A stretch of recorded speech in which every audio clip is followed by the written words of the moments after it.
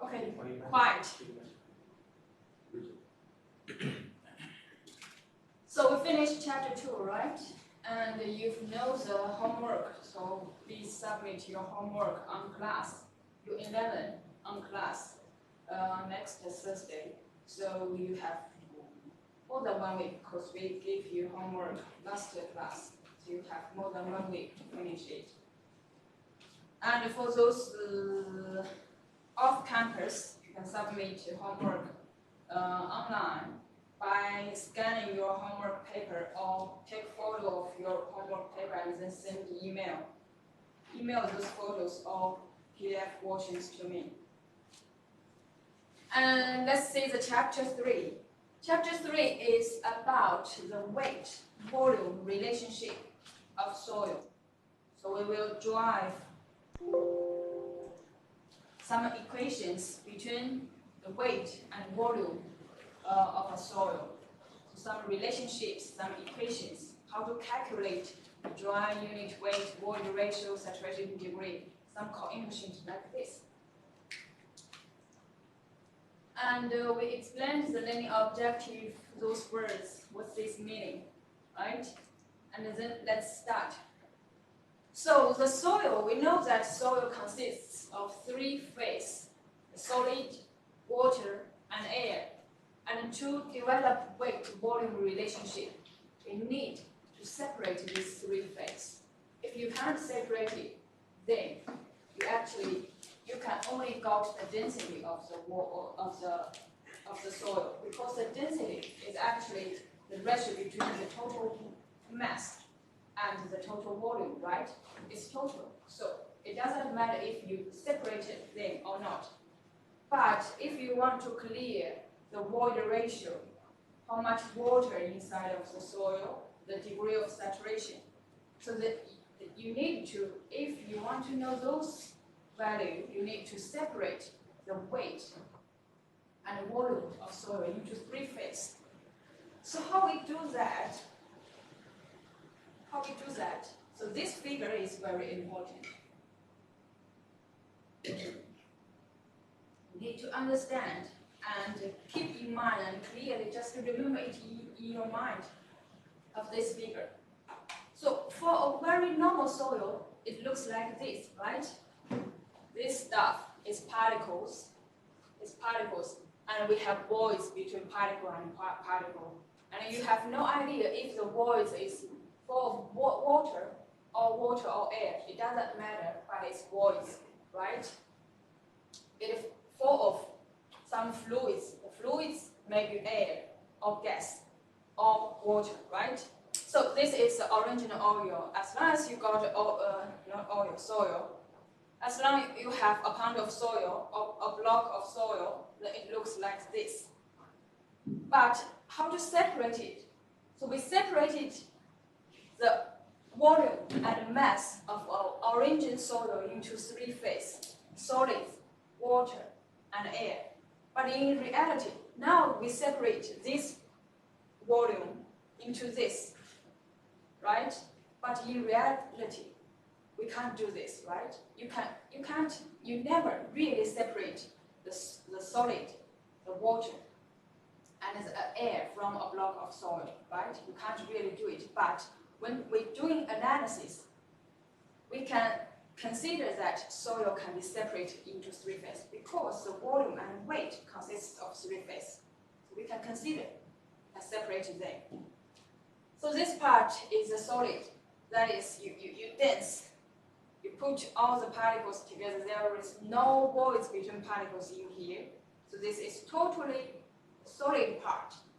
And then the water part and the air part, right? If you mixed them together, then it looks like this. But now, if you want to draw some relationship between this part, and this part, then you need to separate it.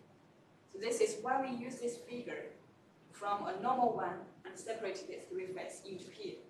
As long as you separate it, then it's clear. For here, you got a block of, or you got a unit volume of soil in here. As long as you separate it, it's clear that the total volume in here, it is the volume of solid plus the volume of water and the volume of air, right? So this is the total volume. Again, in here, the total weight or the total mass is actually the mass or weight of solid and the mass or weight of water. Because we think that air is no weight. There is no weight for air. It is, yes, there may be have, but very, very, very limited, and it can be totally ignored when you compare it with the mass of water or weight of water or weight of solids. So we don't consider the mass or weight of air in here. We ignore the air, weight of air in here.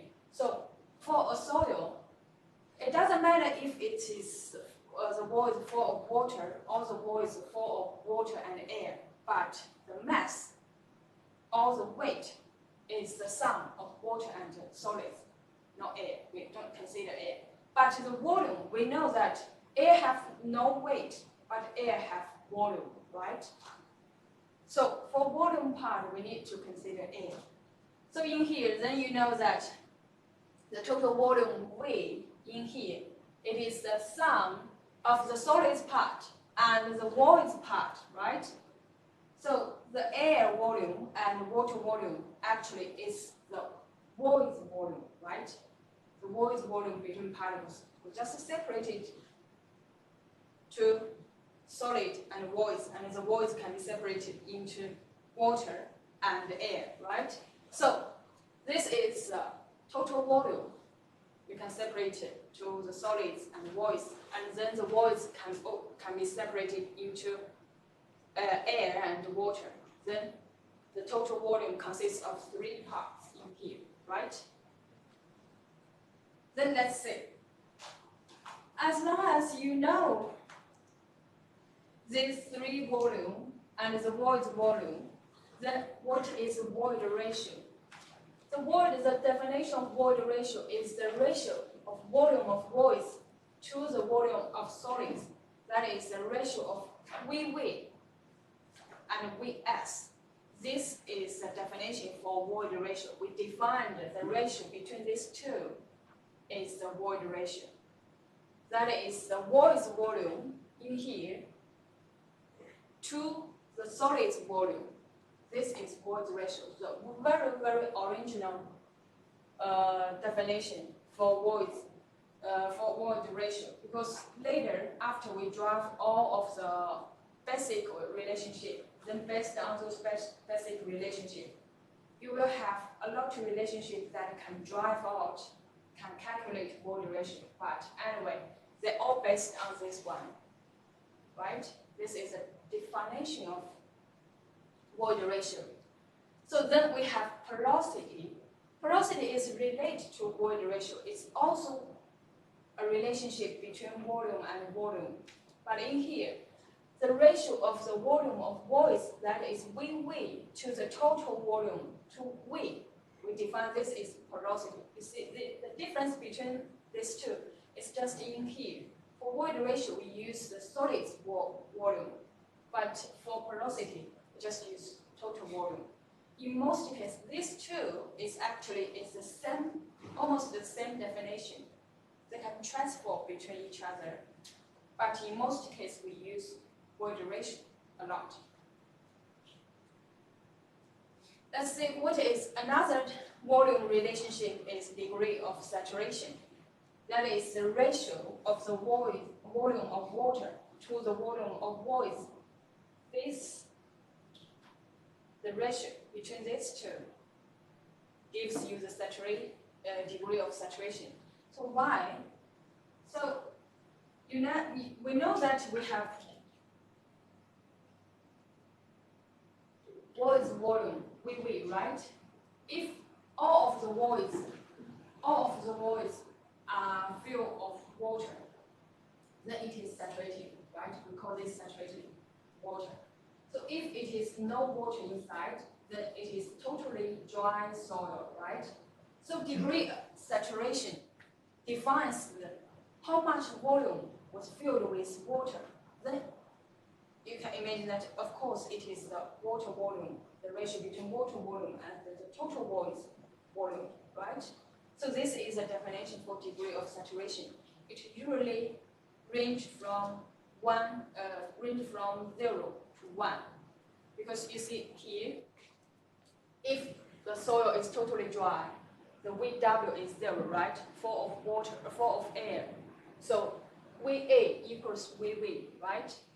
Then VV, because VW is 0, then the degree of saturation now is 0. This is for totally dry soil. And if the soil is saturated full of water, that is, there is no air volume, but just a water volume in here. So VW should be equal to VV. So now degree of saturation is 1, that is fully saturated soil. So the range for degree of saturation is from 0 to 1. It shouldn't be higher than 1. The maximum is 1. And then we said that this is the 3 main volume relationship between there are just some ratio of volumes, the ratio between 2 volumes. But these two relate to each other. So actually, we in original we got just 2 relationship because these two, let's see in here. We know that void ratio is the ratio between these two, right? Void volume to solids volume. And we know that the solids volume in here, it is the total volume minus the void volume, right? That is the solids volume. So we go to here. And if you divided a total volume to top part and the bottom part, then it is equal, right? Because you divided the same value to the top and bottom. So it is still equal. And we got this. You divided the VV to the top, it looks like this, and you divided the V to the bottom. In here, V divided V is 1. In here, VV divided V is this.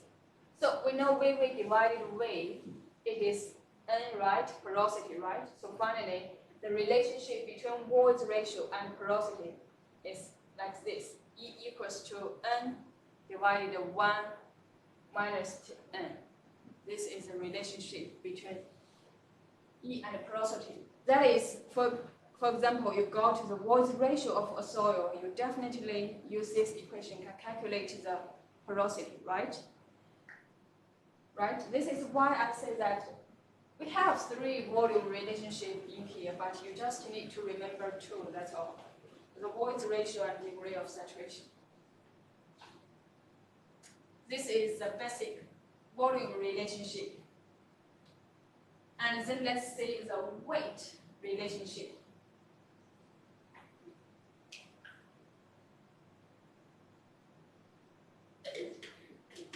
We say that as long as we separate the soil, we separate the soil. When we talk about weight, we ignore the weight of air. So the total weight is the sum of the water weight and the solids weight. That is this relationship, right? So in here, Ws is the weight of soil solids, and Ww is the weight of water. W in here is the shrinkage for water. This is the shrinkage for solids.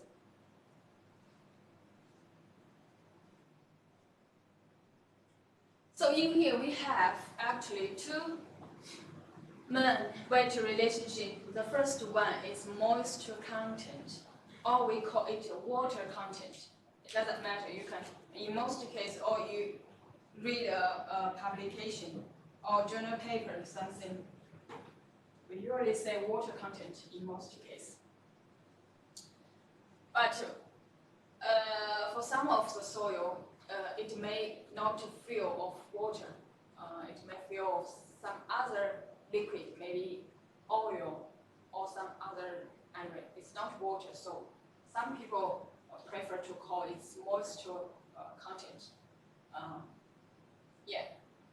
So what is moisture content or water content, we usually use W, a small w, to represent the water content. That is the ratio of the weight for water to the weight of solids. These two in a given volume of soil. So this is moisture content. That is the weight of the water to the weight of solids. This is the first one. This one divided this one, that is water content. So this is the definition. You can't change it. And later we will learn some other relationship to drive moisture content. But anyway, this is the original one. All of the other relationship is deriving from the basic one. And then the second weight relationship is unit weight in here.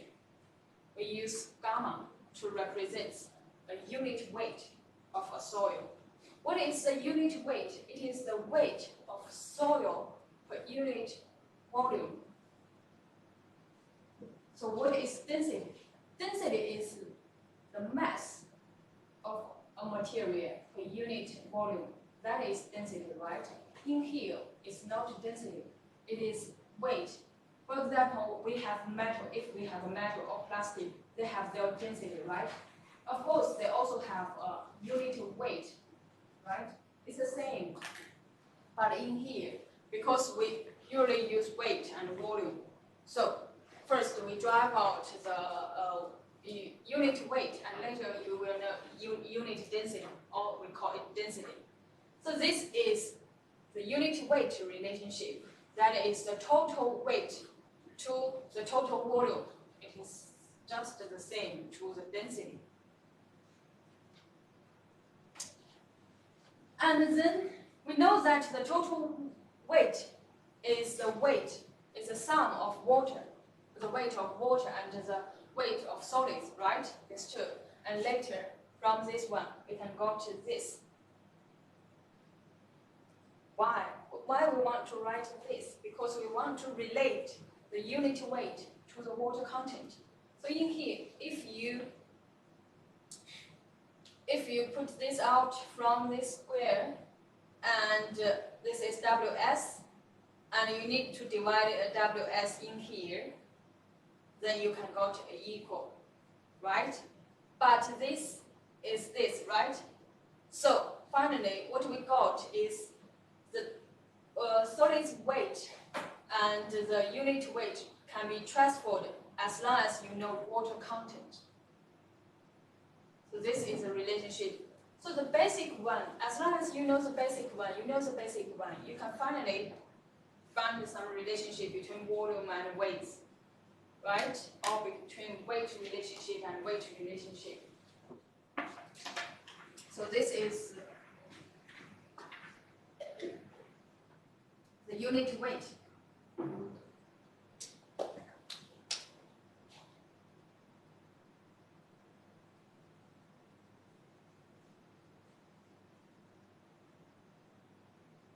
To talk about the moisture content, and previously voice ratio. The day before yesterday, after I had class for you guys, and then I gave class to master students, the first year master students in the afternoon. Advanced soil mechanics, because they are master, they've already learned soil mechanics, and they start learning advanced soil mechanics. Advanced soil mechanics is a developed soil mechanics, and you need to know some basic, very basic, or you have good knowledge on soil mechanics, then you can understand advanced soil mechanics. But I tested a little bit of the soil mechanics, some knowledge of soil mechanics. I tried to make out that if they can understand my class for advanced soil mechanics. If not, maybe I'll try to reduce the contents, or try to include some soil mechanics. And the first question I asked some students to answer is, what's the definition to the voids ratio? And what is the definition for water content? Half of them failed to answer such a very, very simple relationship, or such a very, very simple soil mechanics question. Very simple, because these two, how to say, you learned almost in the, for Chinese students, you should learn in the second class of soil mechanics. Definitely.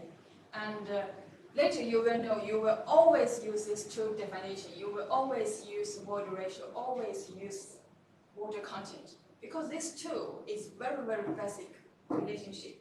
And later, you will not calculate degree of saturation with this relationship. You will calculate with void ratio and with unit weight something, but not this, because how can you go to the void volume, right?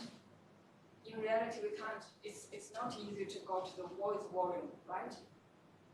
So you need to remember, or you need to understand what's the meaning in here for the void ratio. What's the wrong? What is why they make mistake in this too? Because most of the students, some of the students, they know that is the ratio between two volumes, but they can't remember what's the volume in here. They know because it is void ratio. Of course, it relates to the void volume, right? So void volume, yeah, no problem. But in here, the bottom one, to divide which volume, they have no idea. Some of them say total volume. Some of say solid volume. Some of you have no idea, right? So in here, just keep in mind, did you notice that for the very basic relationship, void ratio and water content, the bottom one in here is always solid. In here, it is void volume divided the solid volume. And in here, it is water weight divided the solid weight. So the bottom one for these two basic is always solid weight or solid volume. It's not total. All right?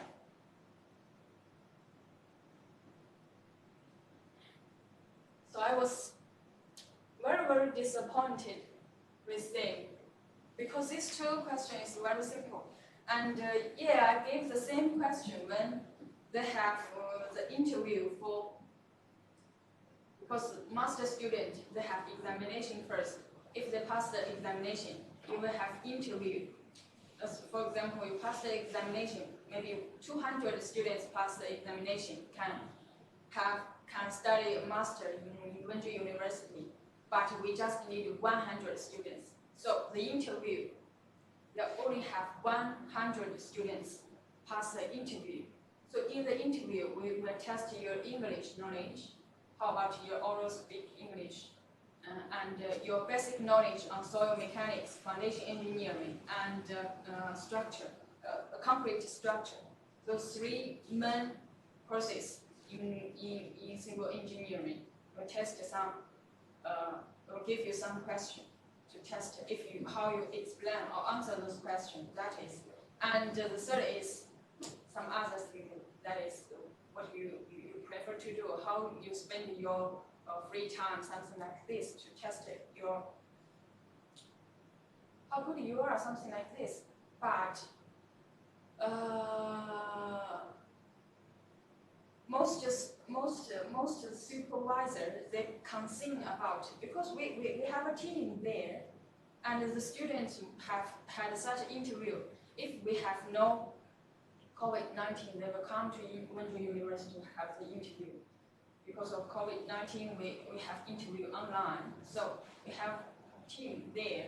Those supervisors, they've included in the team. They just care about how good you are on your basic courses. That is, they doesn't care about your teaching in your oral English. even that is one of the part of test, but it's just account maybe 20% of your interview score, right? So the main thing is how you answer those questions, right? So I remember that we tested the same question, very simple questions. Some of them even have no idea of them because when you have an examination, you're doing the question on the examination paper, it directly tells you what is E. Directly tells you E is equals to 0.5 and asks you to calculate them. You just know the relationship and you just know, okay, how to use the relationship to calculate, to go to the answer of the question. But when you work for a master or PhD degree, it's not. Or when you go to the job, in the practice, it's not, right? It's not anything that you got an answer. You need to design something. You need to understand the definition. You need to have a very good reaction to everything, right? Then you need to know the basic thing, basic knowledge. It's,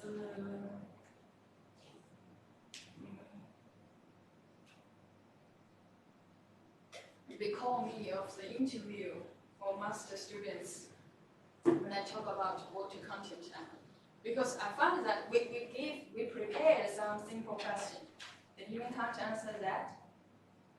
Then we want some questions much easier. So we went to pick some questions from the, we have or something like that. Accumulated some questions together. We won't pick questions from there. Just think at much easier questions as we can to ask them. But some of the students, yes. Oh yeah, they failed. If you can't answer such a very simple question, definitely you failed the interview, right? And unit weight.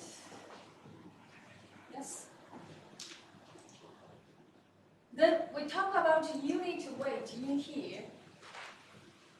The basic relationship for unit weight is this, right? We use total weight, right? That is now the unit weight is a normal unit weight, included water, air, even air have no weight. Yes, we included everything because we use the total weight, right? But when we design embankment, we design how much dense we want to compact embankment in practice. We usually use the dry unit weight to do designation, not only for embankment. In most cases, for engineering, if they want to design something like doing compaction, they only use dry unit weight, but not unit weight, dry unit weight. Because sometimes, you can imagine that, the unit weight can be very high, but most of the weight is from water, maybe from water, right? Water can be squeezed out. As long as water was squeezed out, the weight of the soil actually is not too much. So this is why for designation we use dry unit weight. Let's say what is dry unit weight? Dry unit weight is the weight of soil. In here is soil, or maybe it is solid soil, or solids is much better in here. It is the weight of solids per unit volume, excluded water. We just account the solids part, the weight of the solids part, that is this. We not use the total volume, but we use the solids volume, solids weight. But in here, the volume is still the total volume. So, usually you find that we have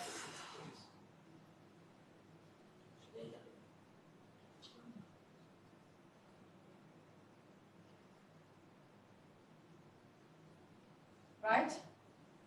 And which one is big? Hmm? Which one is what? Huh? Which one is what? Which one is the larger? Gamma or gamma D?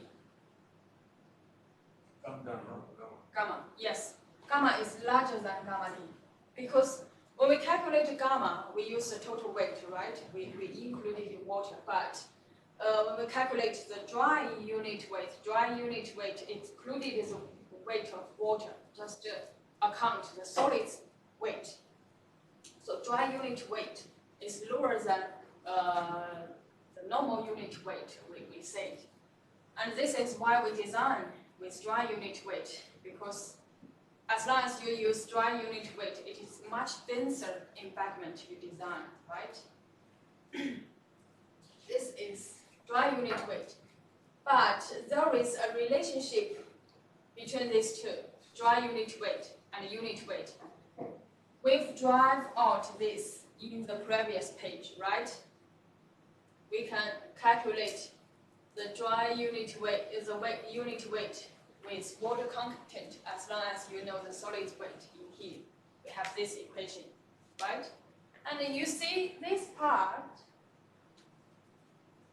it is dry unit weight, right? So, this is dry unit weight. So the dry unit weight, finally, what we got? We got this is dry unit weight, right? From here to here, we have this, right? Or you can say transfer it into here. If you want to calculate dry unit weight, as long as you know unit weight, the relationship is like this, right? You put this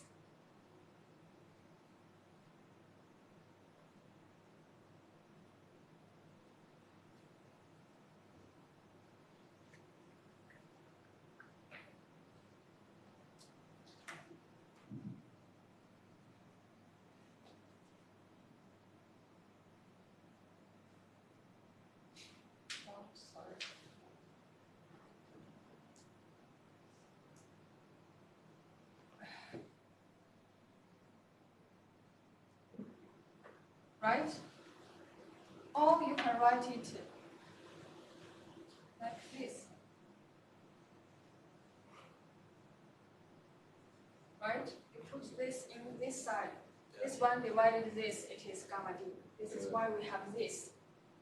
Because, okay, now you are included in a practice engineering. So now, you got some soil in practice, and you need to do some experiment in laboratory to give some basic information for the soil that you will maybe doing some construction. So you got the soil is weight. So definitely you can go to the unit weight in here, right? Because it is weight, you can use a balance to get the weight of the soil or get the mass of the soil. So now the mass is the total mass, the weight is the total weight, right? And you can calculate the volume, you can measure the volume, right? If you got a block, then you can calculate the volume. And now what you got the unit weight, the normal unit weight, right? And you can go to a pound of water. Then if you have an oven or micro oven, then you can put a pound of water, a pound of soil in a bowl. That then dry the soil. As long as you know the dry mass and the wet mass, you know what? You know the water content, right? Because you can got the water weight and you know the solid weight, then you can calculate water content. As long as you know water content and unit weight, then you can calculate dry unit weight. Understand? We will have some example later. Let's introduce those relationships first. So actually in here, this is the origin definition for dry unit weight, but you don't have to know the solid weight to calculate the dry unit weight. In most cases, in laboratory, this one is much easier to get. As long as you know this, then you can calculate dry unit weight with this equation, because we got this, right? We can transfer this to, there is a relationship in here. This is dry unit weight. Then let's see the density. Sometimes we use density, sometimes we use unit weight. This too is actually the same thing. What is dry density? It is the mass of soil. Now it is mass, not weight, right? What do you got from a balance? That is mass, right? The unit is gram or kilogram, right? This is mass. But what is density? What is unit weight? The unit for unit weight, it is Newton or kilonewton per square meter. Per square meter. This is mass. Sorry. This is mass. In here, I should say weight. Weight, we use Newton or kilonewton, right? So it's different when you divide the same volume. You got different unit, but actually they are the same. They are the same thing. So dry density, it is use mass of soil per unit volume, excluded water. It is the same, but in here we use mass, not weight anymore. And what's the relationship between dry unit weight and the dry density? This is a relationship. This is a relationship. You learn this in physics in high school. So as long as you know you are a 60 kilogram, then you can calculate how much weight you have. And sometimes when people ask you how much weight of you are, you don't use Newton or kilonewton. You just say I'm 60 kilogram, right? Right? Because these two is the same. As long as you know the mass, actually you know the weight, right? Because we have G. G is gravity. It is 9.81 Newton per square meter. So this is a relationship. As long as you know rho d, you can calculate gamma d. This two is the same, actually. And yeah, this is the basic volume and weight relationship. And later we will try to connect the weight and volume relationship together. Because in here we introduce volume relationship first and then weight relationship, right? And later we connect these two together. That is weight volume relationship.